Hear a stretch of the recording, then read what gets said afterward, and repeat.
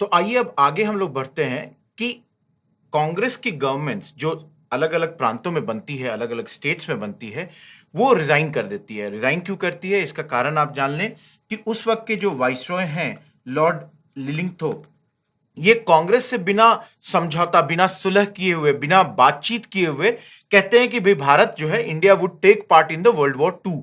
और कांग्रेस को ये खराब लगता है क्योंकि कांग्रेस का मानना है कि भाई आपने हमको इलेक्ट किया है, हमारे लोगों ने हमें इलेक्ट किया है, तो हमसे पूछे बिना ये करना बिल्कुल गलत है।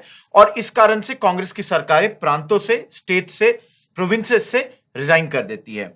तो अब क्या है कि भाई रिजाइन तो कर दे रही है 1939 में, लेकिन बहुत जल्दी ही वर्ल्ड वॉर टू में, जैसा आप लोगों को अंदाजा है कि हिटलर शुरुआती दिनों में बहुत ही भारी पड़ रहा था और अंग्रेजी हुकूमत को, अंग्रेजी सरकार को अब भारत के सपोर्ट की जरूरत है। और वो एक ऑफर लेके आती है, एक प्रस्ताव लेके आती है। प्रस्ताव चूंकि अगस्त महीने में आया था, इसलिए प्रस्ताव का नाम अगस्त ऑफर रखा गया। अगस्त ऑफर में, जैसे मैंने कहा, हिटलर हर जगह जीत रहा है। बेल्जियम जीत चुका है, हॉलैंड जीत चुका है, फ्रांस जीत चुका है। और अब आप समझिए कि अगर विश्व का मैप देखेंगे तो यहां पे फ्रांस के बाद सिर्फ इंग्लिश चैनल है और फिर इंग्लैंड है। तो इंग्लैंड पे बहुत ज्यादा अब दबाव आ गया है और इस दबाव के तहत वो कुछ ऑफर देती है। ऑफर क्या देती है? वही पुरानी बात कि भाई हम आपको डोमिनियन स्टेटस दे देंगे, ये हमारा ऑब्जेक्टिव है भारत को लेकर। दूसरी बात ये कहते हैं कि वाइसरॉय का जो एग्जीक्यूटिव काउंसिल है, इसको और एक्सपैंड करेंगे, इसमें और लोगों को लाएंगे।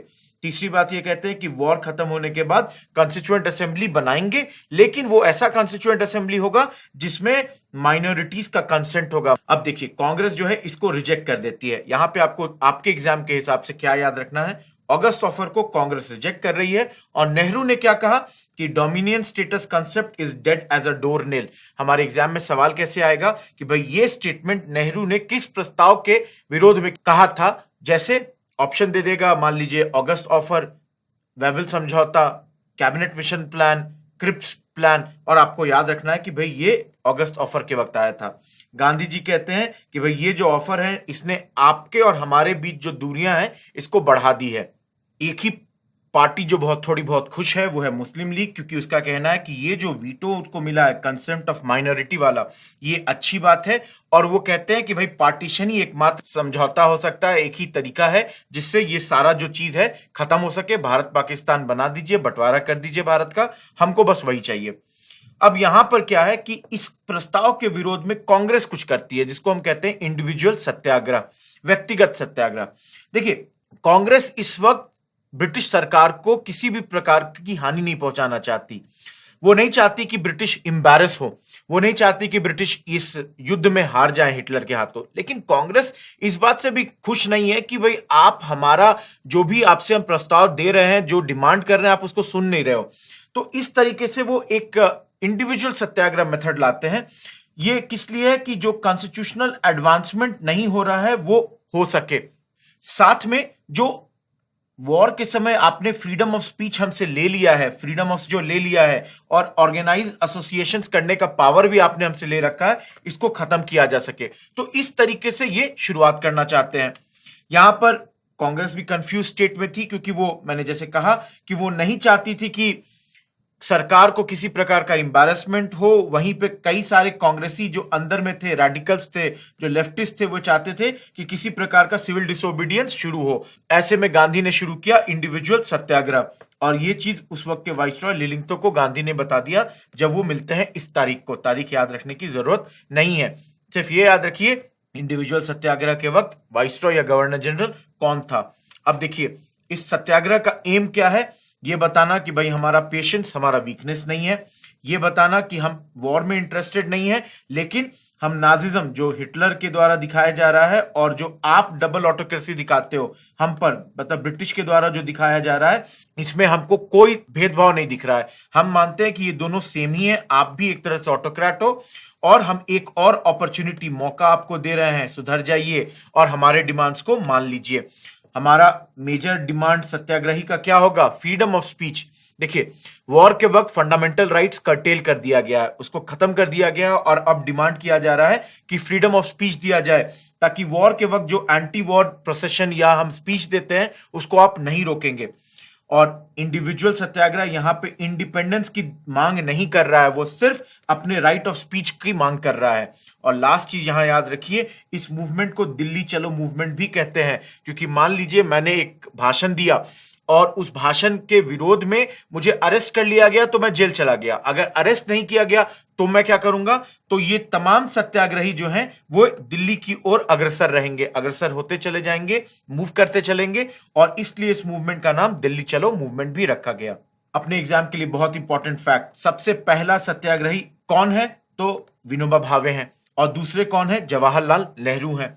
तीसरे बहुत इंपॉर्टेंट हैं, ब्रह्मदत्त, ये गांधी जी के आश्रम के एक सदस्य थे, और ये तीसरे सदस्य हैं जो इंडिविजुअल सत्याग्रह करते हैं। देखिए, सत्याग्रह बड़े पैमाने पे नहीं हो रहा है, एक बार में एक आदमी सत्याग्रह करेगा, तो शुरुआत कौन करता है, विनोबा भावे, दूसरे कौन होते हैं, नेहरू होते हैं, तीसरे कौन है, ब्रह्मदत्त है। और ये तमाम लोग जो भी वायलेट कर रहे हैं उस दौर का रूल, जो रूल है डिफेंस ऑफ इंडिया एक्ट, क्योंकि वर्ल्ड वॉर 2 चल रहा है और यहां पे डिफेंस ऑफ इंडिया एक्ट लागू है। और इस वक्त क्या है, माहौल बिगड़ते जा रहा है, अंग्रेजों की जो सरकार थी वो हिटलर से लगातार हारते जा रही थी, और इस तरह से जो उस वक्त का कांग्रेस वर्किंग कमेटी है वो प्रस्ताव देता है सरकार को कि भाई हम आपके साथ कोऑपरेट करने के लिए तैयार हैं। इवन दो गांधी और नेहरू का ऑब्जेक्शन था, दे डिडंट फील कि we should have gone ahead and talk to the government, but then government को इन्होंने प्रस्ताव दिया, we are ready to cooperate, क्योंकि हम आपको भारत का डिफेंस करना चाहते हैं कि आप डिफेंड करें भारत को। और ऐसे में क्या होता है कि आप 2 शर्त हम रख रहे हैं, कि एक आप प्रॉमिस करो कि फुल इंडिपेंडेंस दोगे वॉर के बाद, दूसरा अभी इसी वक्त पावर का सब्सटैंशियल ट्रांसफर कर दीजिए। ये 2 चीजें अगर आप कर देंगे तो हम आपको पूरी तरह से सपोर्ट करेंगे। और ये बहुत इंपॉर्टेंट याद रखिए, इसी वक्त गांधी जी ने नेहरू को अपने सक्सेसर के तौर पे चुना था। तो ये तमाम बातें थी आपकी इंडिविजुअल सत्याग्रह से। इंडिविजुअल सत्याग्रह बहुत काम नहीं करता है, थोड़े दिन में इसे बंद कर दिया जाता है, लेकिन इस बीच में अंग्रेजों की जो हुकूमत है वो लगातार डगमगा रही है और वो नया ऑफर लेके आते हैं, क्रिप्स मिशन। अब क्रिप्स मिशन क्या है, एक स्टैफर्ड क्रिप्स नाम के लीडर के अगुवाई में ये क्रिप्स मिशन आता है भारत, और ये भी कॉन्स्टिट्यूशनल प्रपोजल के लिए है ताकि भारतीय लोग जो है वॉर में अपना सपोर्ट दे सकें। अब क्रिप्स कौन है, लेफ्ट लीडर हैं, लेबर पार्टी के लीडर हैं, उस दौर में हाउस ऑफ कॉमन्स के भी लीडर थे, और ब्रिटिश वॉर कैबिनेट, क्योंकि यहां पे वॉर चल रहा है, वर्ल्ड वॉर 2 चल रहा है, तो इस वक्त जो कैबिनेट बनी थी, एक मिलीजुली सरकार, नेशनल गवर्नमेंट जो बनी हुई थी, उसके ये सदस्य थे, और ये हमेशा से भारतीय नेशनल मूवमेंट का सपोर्ट भी करते आए थे। इस दौर में जो इसने प्रपोजल्स दिया, फिर से वही बात रिपीट कर रहे हैं कि डोमिनियन स्टेटस देंगे, लेकिन ये साथ में ये भी कहते हैं कि आपको हम ये भी छूट देंगे कि आप कॉमनवेल्थ से जुड़ना चाहते हैं या इंटरनेशनल बॉडी से जुड़ना चाहते हैं या नहीं, वो आपकी इच्छा। दूसरी बात ये कहते हैं कि वॉर खत्म होने के बाद कॉन्स्टिट्यूएंट असेंबली बना देंगे जो कि कॉन्स्टिट्यूशन बनाएगा, और ये असेंबली के जो मेंबर्स होंगे वो या तो प्रोविंशियल असेंबली से इलेक्ट होंगे या नॉमिनेट किए जाएंगे प्रिंसेस के द्वारा, जो राजा महाराजा रजवाड़े हैं उनके द्वारा। यहां पे गवर्नमेंट 2 चीज शर्त रखती है। 2 शर्त क्या है कि अगर कोई प्रोविंस यूनियन में मतलब कंट्री में नहीं शामिल होना चाहती है तो वो अपना सेपरेट कॉन्स्टिट्यूशन बना सकती है और सेपरेट यूनियन भी बना सकती है। एक तरह से देखिए, ये एक तरीके से विभाजन की बात कर रहे हैं, यहाँ पे पार्टीशन की बात कर रहे हैं। दूसरी बात ये क्या कहते हैं कि ये जो न्यू कॉन्स्टिट्यूशन बॉडी है और ब्रिटिश गवर्नमेंट, ये ट्रांसफर ऑफ पावर की बात करेगा कि किस प्रकार सत्ता हस्तांतरण किया जा सकता है। लेकिन यहां पर भी ये कहते हैं कि इसमें 2 चीजें, रेशियल और रिलीजियस जो माइनॉरिटीज हैं उनका हितों को संभाला जाएगा, बचा के रखा जाएगा। एक चीज ये कहते हैं, इस टाइम पे तो गवर्नमेंट हम नहीं आपको देने वाले, हम अभी भी ब्रिटिश हाथों में ही रखेंगे डिफेंस को मेनली, और गवर्नर जनरल का जो पावर है वो इंटैक्ट रहेगा। मतलब 2 चीजों पे कोई कॉम्प्रोमाइज नहीं होगी। किन 2 चीजों पे कॉम्प्रोमाइज नहीं होगी कि ये जो डिफेंस है वो ब्रिटिश हाथों में रहेगा और गवर्नर जनरल का पावर इंटैक्ट रहेगा। एक सवाल देखिए, सर स्टैफर्ड क्रिप्स जो कि सेकेंड वर्ल्ड वॉर के वक्त आया था, इसके प्लान में क्या था, India should be granted complete independence. जी नहीं, ऐसी कोई बात तो हमने की नहीं। India should be partitioned into 2 before granting independence, ऐसी भी खुलकर बात नहीं हुई है। हाँ, थोड़ी बहुत बातचीत जरूर हो रही है। India should be made a republic with the condition that she will join the commonwealth. जी नहीं, हमने देखा कि फॉरेन पॉलिसी इंडिया के हाथों में रहेगा, अगर ज्वाइन करना चाहती है करे, नहीं करना चाहती है नहीं करे। India should be given dominion status. जी हाँ, बिल्कुल, हमने ये देखा, फर्स्ट पॉइंट था हमारा भाई कि भारत को डोमिनियन स्टेटस दे दी जाए। तो आंसर हो गया आपका डी। अब आइए क्विट इंडिया मूवमेंट पे, भारत छोड़ो आंदोलन। अब क्रिप्स मिशन फेल कर गया है और इस कारण से भारतीय जो लोग हैं, खासकर कांग्रेस है, वो क्विट इंडिया मूवमेंट चालू करना चाहती है। देखिए, इस बात को समझ लीजिए कि अभी भी हमारी सहानुभूति ब्रिटिश गवर्नमेंट के साथ है, ब्रिटिश लोगों के साथ है, लेकिन चूंकि वो नहीं हमको कुछ दे रहे हैं तो हमें मजबूरीवश ये करना पड़ रहा है। तो इसको समझिए, सिंपैथी हमारा ब्रिटिश के साथ है, हम एंटी फासिस्ट हैं, लेकिन जो पॉलिटिकल सिचुएशन है वो अब इनटॉलरेबल हो गया हमारे लिए, हमको आगे बढ़ना पड़ेगा। साथ में ये याद रखिए कि ये ब्रिटिश को कंपेल करने की बात थी, उनको मजबूर करना था कि वो भारत को आजादी ग्रांट कर सके। लास्ट चीज याद रखना है कि ऑल इंडिया कांग्रेस कमेटी यहाँ पे गोवलिया टैंक बंबई में मिलती है अगस्त 8 1942 को और अनाउंस करती है कि भाई हम क्विट इंडिया मूवमेंट चालू कर रहे हैं। लेकिन इनके अनाउंसमेंट के तुरंत बाद क्या होता है, सवेरे सवेरे सारे बड़े कांग्रेसी लीडर्स को जेल में बंद कर दिया जाता है। देश के अलग अलग जेलों में इन्हें रख दिया जाता है। अब चूंकि अधिकांश लोग जेल में चले गए हैं तो लोग अंडरग्राउंड एक्टिविटी कर रहे हैं, और इसमें कौन कौन है, सोशलिस्ट हैं, फॉरवर्ड ब्लॉक जो पार्टी है आपकी सुभाष चंद्र बोस की, ये पार्टी, गांधी के आश्रम के सदस्य जो रिवॉल्यूशनरी हमारे सदस्य हैं उस दौर के, और जितने भी लोकल ऑर्गेनाइजेशन है बंबई में, पूना में, सतारा में, इन तमाम हिस्सों में ये एक अंडरग्राउंड एक्टिविटी करते हैं। यहाँ 2-3 फैक्ट याद रखिए। अगर आपसे पूछ दिया जाए किसने अंडरग्राउंड रेडियो शुरू किया, कहां शुरू किया, उषा मेहता ने शुरू किया, बंबई में शुरू किया। अगर आपसे पूछा जाए किसने आजाद दस्ता बनाया, तो जयप्रकाश नारायण, जिन्हें हम जेपी के नाम से भी जानते हैं, इन्होंने नेपाल और उसके तराई के इलाकों में ये शुरू किया था गुरिल्ला वॉरफेयर के लिए। इसके अलावा उस दौर के जो बड़े लोग अंडरग्राउंड एक्टिविटी में इन्वॉल्व थे, राम मनोहर लोहिया, अरुणा आसिफ अली, बीजू पटनायक, छोटू भाई पुरानिक, अच्युत पटवर्धन पिपलानी, ये देश की पहली महिला मुख्यमंत्री बनेंगी दोस्तों आजादी के बाद, और आरपी गोयनका, ये तमाम लोग इसमें शामिल होते हैं। यहाँ पे कई जगह समानांतर गवर्नमेंट्स भी बनती है, पैरेलल गवर्नमेंट्स, जैसे बलिया यूपी में चिट्टू पांडे के नेतृत्व में बनती है 1 हफ्ते के लिए। इसको याद रखिए, लीडर का नाम तमलुक, ये मिदनापुर है आज का वेस्ट बंगाल, और यहाँ पे 2 साल के लिए लमसम ये गवर्नमेंट बनती है। और ये लोग उस दौर में जो साइक्लोन रिलीफ वर्क है, स्कूलों को पैसा देना, पैडी को सप्लाई करना फ्रॉम रिच टू पुअर, ये तमाम कामें कर रहे हैं। और सतारा हो गया आज का आपका महाराष्ट्र, यहाँ पर प्रति सरकार नाम की गवर्नमेंट बना दी गई थी वाईबी चौहान और नाना पाटिल जैसे नेताओं के नेतृत्व में। तो इसको भी आपको फैक्ट के तौर पे याद रखना है। यहाँ याद रखिए कि जब थोड़ा सा क्विट इंडिया कमजोर पड़ने लगा तो गांधी जी फरवरी 43 में ये फास्टिंग पे चले जाते हैं, ताकि उस दौर में जो वायलेंस हो रहा है, क्योंकि ये क्विट इंडिया मूवमेंट एक वायलेंट मूवमेंट है, यहाँ पे बहुत खून खराबा होगा, वो भी हमें मार रहे हैं, हम भी जब मौका मिलता है तो उनको चोट पहुंचाने से हिचकते नहीं है, ब्रिटिशर्स को हम चोट पहुंचा रहे हैं। और इसलिए इस चीज का कंडेम करने के लिए, इस वायलेंस की भर्त्सना करने के लिए गांधी जी फास्टिंग पे जा रहे हैं।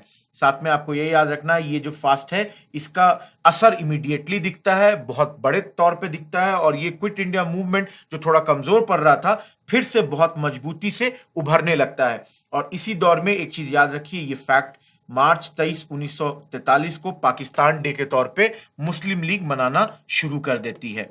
तो इसको आपको याद रखना है। कुछ लोग जो सपोर्ट नहीं करते हैं इस मूवमेंट को, एक है हिंदू महासभा, क्योंकि ये मानती है कांग्रेस सेक्युलर पार्टी है, और ये खुद एक रिलीजन स्पेसिफिक पार्टी थी, ये क्विट इंडिया मूवमेंट को नहीं सपोर्ट करती है। गवर्नमेंट जो है कम्युनिस्ट पार्टी पे इस वक्त बैन हटा लेती है, क्योंकि कम्युनिस्ट पार्टी इस वर्ल्ड वॉर 2 में ब्रिटेन का सपोर्ट कर रही है। क्यों? क्योंकि रशिया भी इस वर्ल्ड वॉर 2 में ब्रिटेन के साइड से लड़ रहा था, तो कम्युनिस्ट पार्टी इनके सपोर्टर्स थे, तो ओवरऑल ये पूरा इनको सपोर्ट कर रहे हैं। तो जैसे क्वेश्चन देखिए, क्विट इंडिया मूवमेंट किस चीज के रिस्पांस में शुरू हुआ? हमने देखा क्रिप्स प्रपोजल जब खराब हो गया, नहीं उसको माना गया, तो इसके रिस्पांस में इस मिशन को या इस मूवमेंट को लॉन्च किया गया। इसके अलावा उषा मेहता किस चीज के लिए जानी जाती है? हमने अभी कुछ देर पहले देखा कि भाई इन्होंने सीक्रेट कांग्रेस रेडियो शुरू किया था क्विट इंडिया मूवमेंट के वक्त, तो ये आपका आंसर हो जाएगा। एक और छोटा सा टॉपिक यहां देख लेते हैं। जब क्विट इंडिया मूवमेंट चल रहा है तो सीआर फॉर्मूला, सी राजगोपालाचारी, चक्रवर्ती राजगोपालाचारी, जिन्हें राजा जी के नाम से जाना जाता है, वो एक फॉर्मूला लेके आते हैं, और इसके तौर पर, इसके आधार पर कांग्रेस और लीग के बीच बातचीत होती है। तो इस दौर में ऐसे बहुत सारे फॉर्मूला आते हैं, जैसे एक सीआर फॉर्मूला है, फिर एक देसाई लियाकत है, एक बोस सुहरावर्दी फॉर्मूला है, तो ऐसे कई सारे फॉर्मूले आते हैं, हमें इसका विस्तार में चर्चा नहीं करना है, सिर्फ ये याद रखिए ये क्यों आ रहा है कि इस दौर का जो कॉन्स्टिट्यूशनल क्राइसिस है इसको सॉल्व किया जा सके। तो देखिए इस प्रपोजल का खास बात क्या था कि इसने टेसिटली एक्सेप्ट कर लिया था लीग के डिमांड को, जो पाकिस्तान का डिमांड था उसको थोड़े बहुत तरीके से मान लिया गया था। इस फॉर्मूला को कांग्रेस के अंदर भी बहुत अपोजिशन हुआ, लेकिन गांधी जी ने सपोर्ट किया और इसके आधार पर उन्होंने जिन्ना से 1944 में बातचीत भी की। लेकिन यहां याद रखें कि जिन्ना ने इस प्रपोजल को रिजेक्ट कर दिया और ये टॉक्स जो था इन दोनों के बीच ये फेल कर जाता है। जिन्ना का ऑब्जेक्शन था कि कांग्रेस दो नेशन थ्योरी को जब तक एक्सेप्ट नहीं करती, two nation theory is not accepted by Congress, till then they are not going to talk with Congress. उस दौर के कई और लीडर्स ने भी इसका अपोजिशन किया था, जैसे वीर सावरकर एंड ऑल। अब आइए देसाई लियाकत पैक्ट पे। तो यहां पे एक सवाल जो आपसे बनता है कि भाई यहां पर जो देसाई मेंशन्ड है नाम, ये देसाई कौन है? और मान लीजिए ऑप्शन दे दे मोरारजी देसाई हैं क्या, या दे दे महादेव देसाई हैं, या दे दे भूला भाई देसाई हैं, या दे दे कि इनमें से कोई नहीं। तो आपको याद रखना है कि ये है भूला भाई देसाई। मोरारजी देसाई आगे चल के भारत के प्राइम मिनिस्टर बनेंगे। महादेव देसाई ये गांधी जी के पर्सनल सेक्रेटरी हुआ करते थे।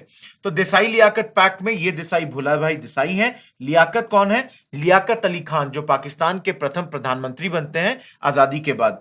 तो यहां पे क्या है, ये भी एक तरीका है कि इस डेडलॉक को, जो कॉन्स्टिट्यूशनल डेडलॉक है, उसको तोड़ा जाए। उसके लिए देसाई लियाकत पैक्ट लाया जाता है। दो लोग हैं, भूला भाई देसाई जो कि कांग्रेस पार्टी के लीडर थे सेंट्रल लेजिस्लेटिव असेंबली में, और लियाकत अली खान जो कि उस वक्त मुस्लिम लीग के डिप्टी लीडर थे असेंबली में। और इन्होंने एक ड्राफ्ट प्रपोजल लाया और इस प्रपोजल के तहत एक इंटरिम गवर्नमेंट बनाने की बात हुई, जिसके तहत कि equal number of persons nominate होंगे कांग्रेस और लीग के द्वारा सेंट्रल लेजिस्लेचर में। और भी कई सारी बातें हुई, हमें नहीं जानना, हमें बस ये याद रखना है कि ये भी कब आया, जब वर्ल्ड वॉर 2 चल रहा है और भारत में क्विट इंडिया मूवमेंट चल रहा है। तो एक और तरीका था कि इस डेडलॉक को तोड़ा जा सके, जो कॉन्स्टिट्यूशनल डेडलॉक आपके देश में चल रहा है। अब यहां पर भारत के अंदर तो क्विट इंडिया मूवमेंट चल रहा है, भारत के बाहर इंडियन नेशनल आर्मी और जिसको हम आजाद हिंद फौज भी कहते हैं, ये भी सक्रिय है। आजाद हिंद फौज से जुड़ा हुआ पहला बड़ा नाम है मोहन सिंह का। ये पहली बार इन्होंने मलेशिया, उस जमाने का मलाया में, ये सोचा था कि भाई इंडियन नेशनल आर्मी टाइप का कुछ बनाया जाए। ये भारतीय ऑफिसर थे उस दौर के ब्रिटिश इंडियन आर्मी में, जिन्होंने ब्रिटिश आर्मी न ज्वाइन करके इसके बदले में जापान की मदद करने की सोची, क्योंकि ब्रिटिश हम पे अत्याचार कर रहा है और जापान उस वक्त ब्रिटेन से लड़ रहा है, तो भाई दुश्मन का दुश्मन हमारा दोस्त हो गया। इस तहत ये चले गए जापान की मदद करने के लिए। और जापान की मदद से इन्होंने क्या किया कि उस दौर में जितने भी भारतीय प्रिजनर्स ऑफ वॉर थे उनको रिक्रूट कर लिया।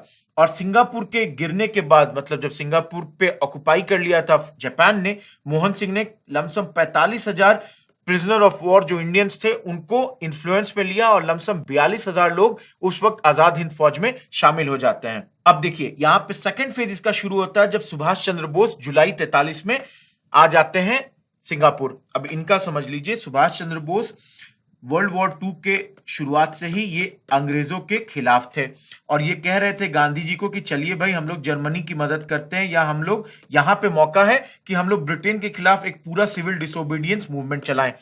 गांधी जी से इनका डिफरेंसेस होता है, ये पहले तो कांग्रेस से बाहर चले गए थे त्रिपुरी सेशन के बाद, और अब इन्होंने एक अपनी नई पार्टी बना दी है जिसका नाम है फॉरवर्ड ब्लॉक।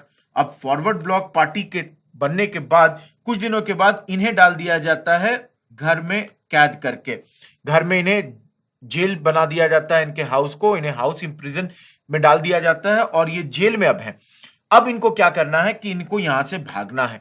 तो ये एक रात बड़े चालाकी से इस कैद से, जिस वक्त वो थे उससे निकलकर ये मूव करते हुए पहुंच जाते हैं नॉर्थ वेस्ट फ्रंटियर प्रोविंस, हमारे उत्तर पश्चिमी प्रांत में, और वहां से ये क्रॉस करके जाते हैं रशिया में मदद मांगने जाते हैं। लेकिन रशिया तब कहती है कि भाई हम तो अब शामिल हो गए हैं किसके साथ, ब्रिटेन के साथ इस वॉर में अगेंस्ट जर्मनी, तो हम आपकी मदद नहीं कर पाएंगे।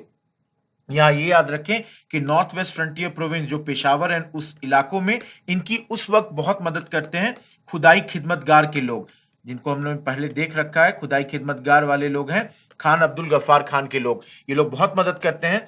लेकिन जब रशिया में इन्हें मदद नहीं मिलती है तो ये मूव करते हैं जर्मनी की ओर और वहां पे बर्लिन में ये मांगते हैं मदद नाजियों से, और नाजी इनको बोलते हैं कि देखिए भाई आपके इलाके में तो जापान लड़ रही है, आप जापान की तरफ जाइए, और ये यहाँ पे अब आ जाते हैं। अब देखिए यहाँ पे ये सिंगापुर में आ चुके हैं। जैसे मैंने पहले कहा, गांधी जी के डिफरेंसेस होने के बाद इन्होंने अपनी पार्टी बना ली है। ये स्केप कर जा रहे हैं भारत से, हाउस अरेस्ट से भागते हैं और रशिया पहुंचते हैं, उनसे मदद मांगते हैं। जब यहां मदद नहीं मिलती है, क्योंकि सोवियत यूनियन 41 में ही रशिया ज्वाइन कर चुका है अलाइज को, ब्रिटेन को ज्वाइन कर चुका है, तो बोस जाते हैं जर्मनी और वहां से ये पहुंचते हैं जापान फरवरी के महीने में, और फरवरी के बाद ये सिंगापुर पहुंचते हैं यहाँ पर जुलाई के महीने में, और यहां से ये आजाद हिंद फौज का बागडोर संभालते हैं। जापान से मदद तो मांगी है, सिंगापुर पहुंचते हैं इस समय, और इन्हें मदद करते हैं यहाँ पे रास बिहारी बोस। हमने इनके बारे में पढ़ रखा, इन्होंने बॉम्ब फेंका था हार्डिंग के ऊपर, और जो अन्य लोग थे उस वक्त के, ये तमाम लोग साउथ ईस्ट एशिया में भारतीय पीओडब्ल्यूज के साथ लड़ रहे थे, बर्मा, मलाया, सिंगापुर में। और अब यहाँ पे अक्टूबर महीने में ये एक प्रोविजनल गवर्नमेंट बनाते हैं, प्रोविजनल इंडियन गवर्नमेंट, आंतरिक सरकार, जिसका नाम अर्जी हुकूमत आजाद हिंद रखते हैं, और उसका हेडक्वार्टर रंगून और सिंगापुर में किया जाता है। गवर्नमेंट को एक्सिस पावर्स रिकॉग्नाइज करती है। एक्सिस पावर्स क्या है? जापान, जर्मनी, इटली, ये लोग रिकॉग्नाइज करती है। अब ये यहाँ पे एक इंडियन इंडिपेंडेंस लीग भी बना रखे थे रास बिहारी बोस, और ये बना था टोक्यो में। इसके अलावा मेजे फुजीवारा ने बहुत मदद की थी कैप्टन मोहन सिंह की इसे बनाने में। अब यहाँ पर 4 बटालियन बनता है, इसको याद रखिए, Gandhi battalion, Nehru battalion, Subhash battalion और रानी लक्ष्मी बटालियन। ये चारों बटालियन है इंडियन नेशनल आर्मी और आजाद हिंद फौज के, ये 4 बटालियन बनते हैं। जुलाई 44 में गांधी जी से ये मांगते हैं कि भाई आप मुझे आशीर्वाद दीजिए, हम भारत का आखिरी इंडिपेंडेंस का वॉर लड़ने जा रहे हैं। ठीक है, 1 इंडियन आर्मी का जो बटालियन है, इसको शाहनवाज खान के नेतृत्व में अलाउ किया जाता है कि वो इंडो बर्मा के साइड अटैक करे, और इम्फाल कैंपेन शुरू किया जाता है। लेकिन ये जो डिस्क्रिमिनेटरी ट्रीटमेंट जापानीज उस दौर पे कर रहे थे हमारे साथ, क्योंकि वो चाहते थे कि भारतीय जो भी आर्मी में है वो छोटा मोटा काम करे, लड़ाई का काम उनके हाथों छोड़ दें। तो इस कारण क्या था, हमारे फोर्सेस काफी डिमोरलाइज हो गई थी, और साथ में वर्ल्ड वॉर 2 में अब थोड़ा सा समय बदल गया है, और अब जापान, जर्मनी ये सब हार रही थी, और बहुत जल्दी क्या होता है कि ये इम्फाल कैंपेन फेल कर जाता है, जापान रिट्रीट करने लगती है, और इसके बाद क्या होता है कि आईएनए का भारत को लिबरेट करने का सपना जो है वो टूट जाता है।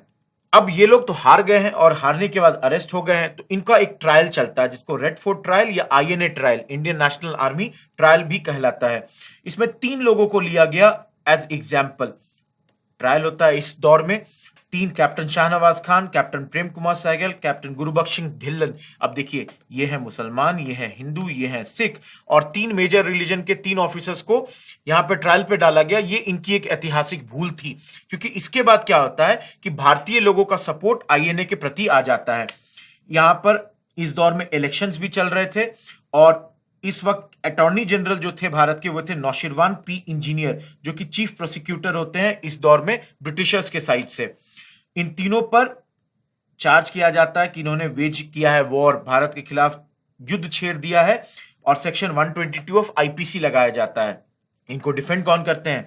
कांग्रेस डिफेंड करती है। लीडर्स लाइक भूला भाई देसाई, के.एन. कटजू, नेहरू, आसिफ अली, ये तमाम लोग इनको डिफेंड करते हैं। बहुत लोग हैं, और इनको लीड कौन कर रहा है? सर तेज बहादुर सप्रू, ये लीड कर रहे हैं इन लोगों को।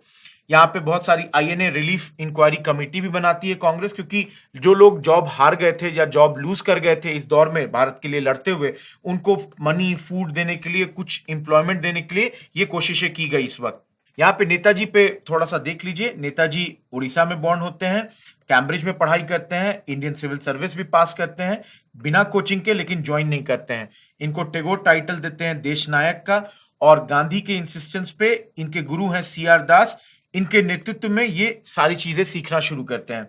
बाद में नॉन कोऑपरेशन मूवमेंट भी ज्वाइन करते हैं, खिलाफत भी ज्वाइन करते हैं, अरेस्ट भी कर लिए जाते हैं। इनकी मृत्यु जो थोड़ी कंट्रोवर्शियल है, क्योंकि कई लोगों का मानना है कि जो प्लेन क्रैश में कहा जाता है कि इनकी मृत्यु हुई, सही में हुई नहीं थी।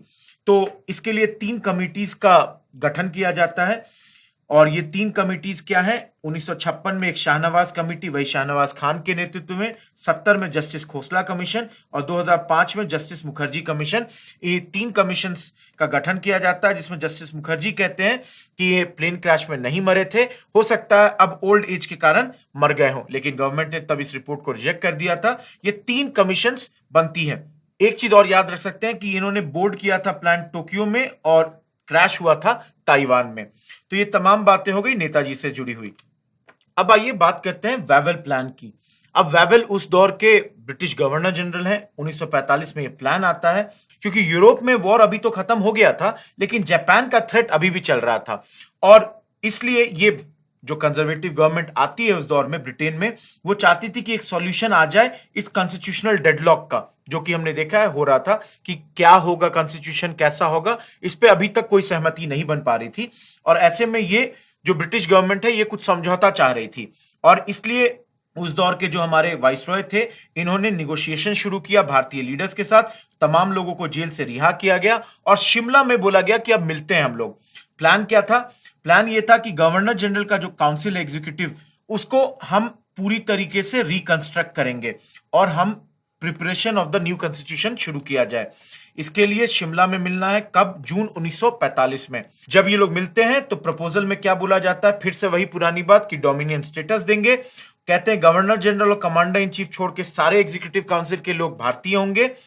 जितने भी मिनिस्टर्स होंगे इसमें वे कास्ट हिंदू, मतलब अपर कास्ट हिंदू, और मुसलमानों का बराबर रिप्रेजेंटेशन होगा, मतलब 5 हिंदू, 5 मुस्लिम मिनिस्टर और 5 अलग वो दलित, सिख, क्रिश्चियन, एंग्लो इंडियन तमाम लोग होंगे।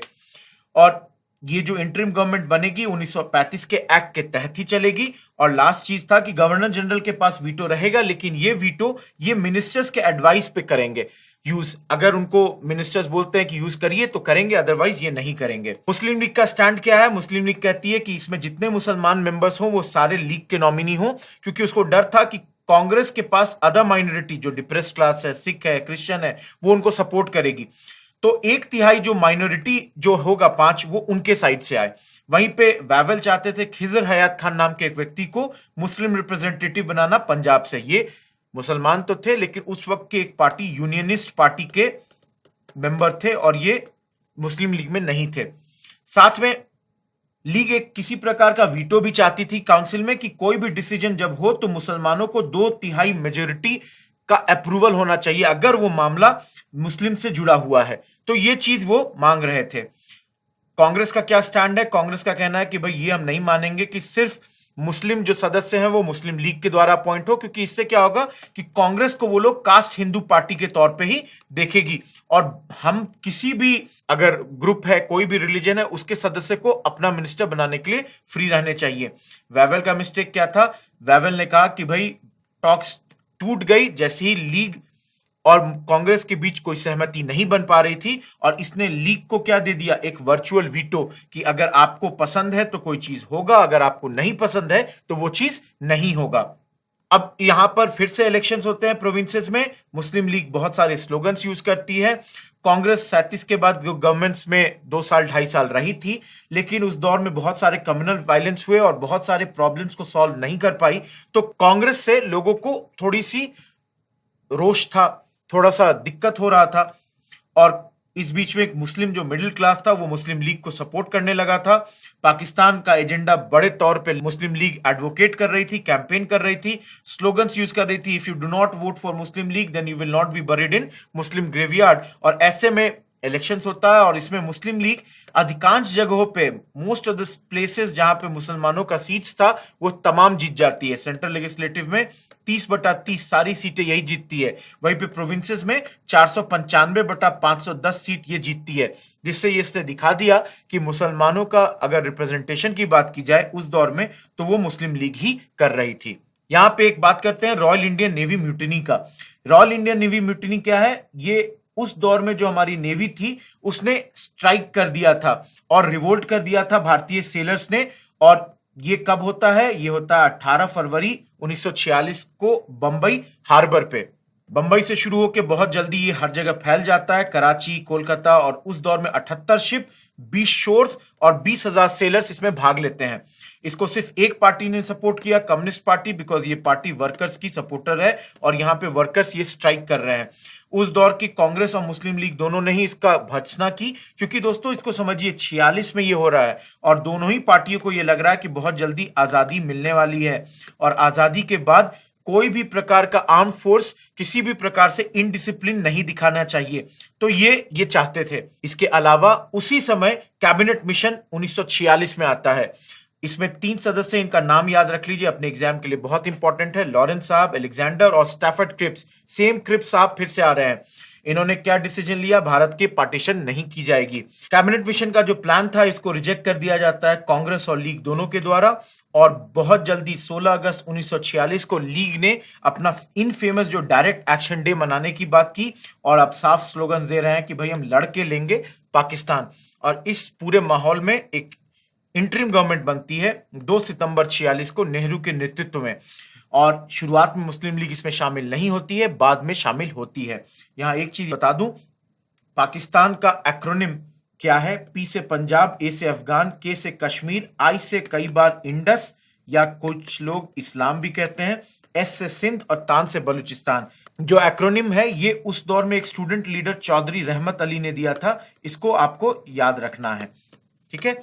इसके अलावा अब इंटरिम गवर्नमेंट बनती है। इंटरिम गवर्नमेंट में क्या होता है? शुरुआत में लीग नहीं ज्वाइन करती है, लेकिन अक्टूबर के महीने में वो ज्वाइन कर लेती है।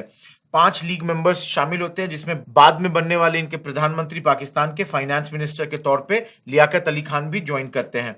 देखिए, इनका काम ये था कि ये सिर्फ अड़ंगा डालना चाहते थे। कांग्रेस कुछ भी करना चाह रही है, उसके बीच में ये अड़ंगा डाल रहे थे। और इस वक्त क्या होता है कि लीग के जो टॉप लीडर्स हैं ये पाकिस्तानी मूवमेंट में शामिल नहीं होते हैं। और अब लॉर्ड माउंटबेटन अनाउंस करते हैं कि 3 जून को मेरा एक प्लान आने वाला है, जिसको माउंटबेटन प्लान भी कहते हैं हम लोग, और उसके तहत हम लोग भारत का डिवीजन करेंगे। माउंटबेटन 3 जून का प्लान क्या है कि भाई 15 अगस्त को भारत को फ्रीडम दे दिया जाए। यहां 2 बातें समझिए। पाकिस्तान का फ्रीडम होता है 14 अगस्त को। क्यों? क्योंकि दोस्तों अगर मान लीजिए इस वक्त भारत में 11 बजे हैं, तो पाकिस्तान आधा घंटा पीछे चलता है हमसे, तो वहां पे 10:30 बजा है। तो जब भारत में 12 बजा था रात का, तो पाकिस्तान में बज रहा था 11:30 PM। तो हमारा 15 अगस्त और उनका 14 अगस्त हो गया। इसमें एक और चीज याद रखिए कि कुछ लोग बोलते हैं कि 12 क्यों? तो ये इसलिए था एस्ट्रोलॉजी के हिसाब से। भारतीय लोगों का मानना था कि भाई 15 अगस्त जो है वो शुभ दिन नहीं है, तो हम नहीं चाहते थे कि 15 अगस्त को हमारा इंडिपेंडेंस हो। लेकिन माउंटबेटन ने 15 अगस्त का परमिशन लिया था, क्योंकि उसके हिसाब से ये दिन उसके लिए लकी था, क्योंकि इस दिन जापान ने सरेंडर किया था वर्ल्ड वॉर 2 में। तो अब परमिशन लिया गया 15 अगस्त का। तो भारतीय लीडर्स ने कहा कि भाई ठीक है, आपके हिसाब से 12 बजे से नया दिन शुरू होता है, भारतीय हिसाब से तो सूर्योदय के समय से नया दिन शुरू होता है।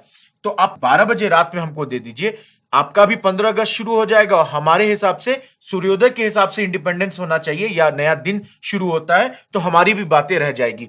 तो ये 2 कारण था कि भाई 15 अगस्त ही चुना गया और रात के 12 बजे चुना गया। यहां याद रखिए, अब डिवीजन होना है तो एक बाउंड्री कमीशन बना और इसको रेडक्लिफ ने लीड किया, इसलिए हमारे बाउंड्री, इंडिया पाकिस्तान बाउंड्री को रेडक्लिफ बाउंड्री भी कहते हैं।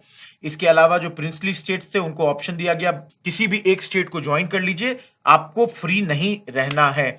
इसके अलावा इंडिया को बोला गया अभी तुरंत आपको डोमिनियन स्टेटस मिल जाएगा और माउंटबेटन भारत के गवर्नर जनरल रहेंगे। भारत और पाकिस्तान वो डिपेंड करता है रखना चाहते हैं या नहीं रखना चाहते हैं।